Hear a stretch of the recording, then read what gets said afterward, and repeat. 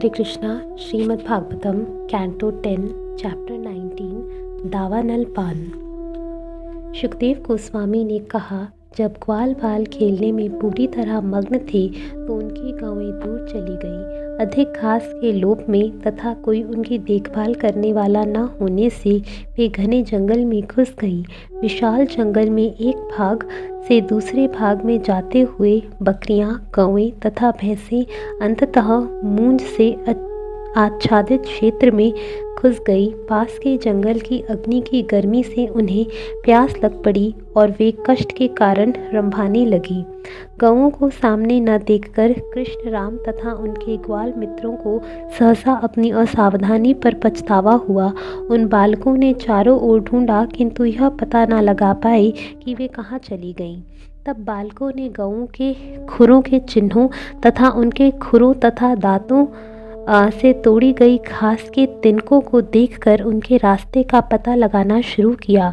सारे ग्वाल बाल अत्यधिक चिंतित थे, क्योंकि वे अपनी जीविका का साधन खो चुके थे।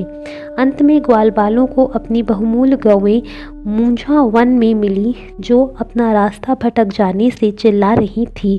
तब प्यासे तथा थके मांदे ग्वाल बाल उन गौओं को घर के रास्ते पर वापस ले आए। भगवान ने उन पशुओं को गरजते बादल की तरह गूंजती वाणी से पुकारा। अपने अपने नामों की ध्वनि सुनकर गौएं अत्यधिक हर्षित हुईं और हुंकार भर कर भगवान को उत्तर देने लगी। सहसा चारों दिशाओं में महान दावाग्नि प्रकट हुई, जिससे जंगल के समस्त प्राणियों के नष्ट होने का संकट उत्पन्न हो गया। सारथी तुल्य वायु अग्नि को आगे बढ़ाती जा रही थी और चारों ओर भयानक चिंगारियां निकल रही थीं। निसंदेह इस महान अग्नि से अपनी ज्वालाओं रूपी जीवाओं को समस्त जल और अचर प्राणियों की ओर और लपलपा दिया था। जब गौएं तथा ग्वालबालों ने चारों ओर से दावाग्नि को अपने ऊपर आक्रमण करते देखा तो वे बहुत डर गए। अतः वे रक्षा के लिए कृष्ण तथा बलराम के निकट गए। जिस तरह मृत्यु भय से विचलित लोग भगवान की शरण में जाते हैं, उन बालकों ने उन्हें इस प्रकार से संबोधित किया।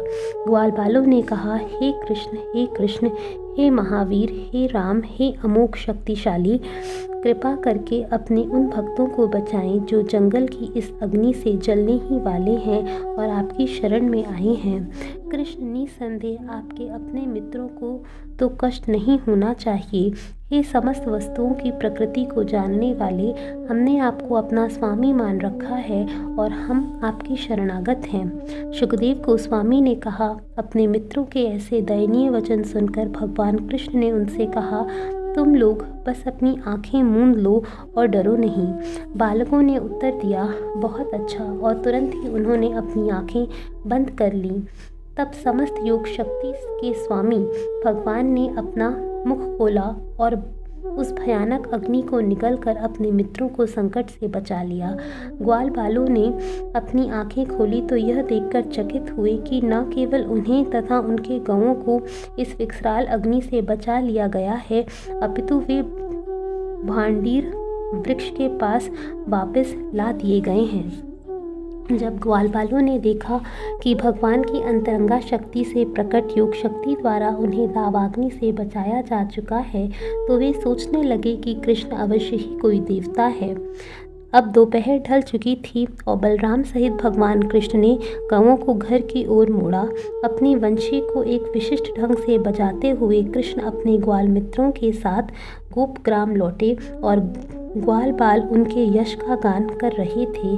गोविंद को घर आते देखकर तरुण गोपियों को अत्यंत आनंद प्राप्त हुआ, क्योंकि उनकी संगति के बिना एक क्षण भी उन्हें 100 युगों के समान प्रतीत हो रहा था। हरे कृष्णा।